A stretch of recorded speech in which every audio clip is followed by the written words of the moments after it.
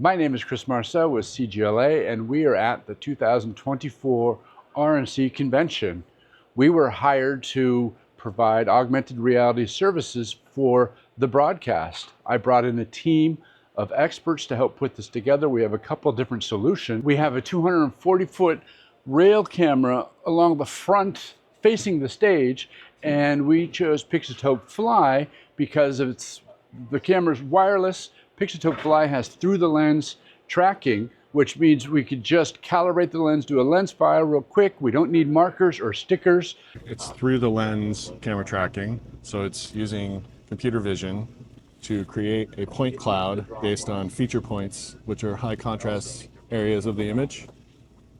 So it's a unique tool because it is not using any markers or any encoded tracking like a Snipe or Moses or any similar encoded Technocrane or camera support system.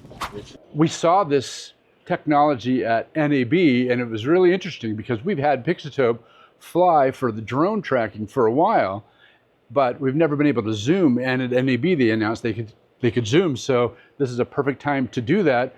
But they've never done in an environment like this before, so I was worried, everyone was worried, but Pixotope support was really great. They gave us some things to look for, and we would send them footage. When we got here 2 weeks ago, we sent them footage of what our point cloud looked like and what the image was coming back, and they gave us suggestions how to tweak and how to better refine it, and they were very helpful, and they gave us a comfort of that we could pull this off.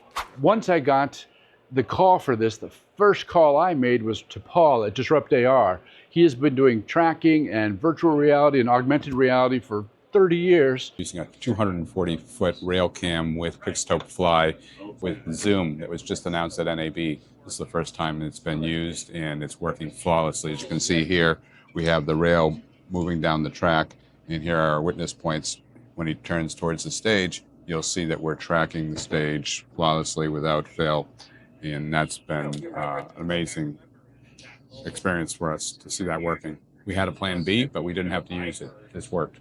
He brought Joshua, I brought Ross, and amongst the four of us, we were able to put this together in a very limited time, and it's worked really well. I'm really happy with the team, and look at the results. When we first got here, we made a lens file. We did a couple reconstructions. We were worried about audience and lighting changes, but those haven't been an issue. It's been very reliable. Reconstruction is training the software to recognize the contrast points, the distances between them, the shifting in the lens file, and applying them to the positional data for the camera. I originally thought we'd have lighting changes and things like that might mess up the tracking data. Production has been very helpful in keeping certain patterns available for the tracking solution. It can use any camera solution. It can be a GoPro, it can be a PTZ, as long as it has enough field of view to get tracking markers, it works really well. We can also use it on multi-platform, so it can be, we can send the data to zero density, it can send to Expression, Pixotope, obviously, and Snipeland. So as you see right here, there's no AR, this is their set, but then when we add ours, we have all these extra monitors. From our other camera, they've got no AR here, and this is what we add. There's two inputs, they could route different things to the screen, but it really worked in this environment to make their smaller set look large.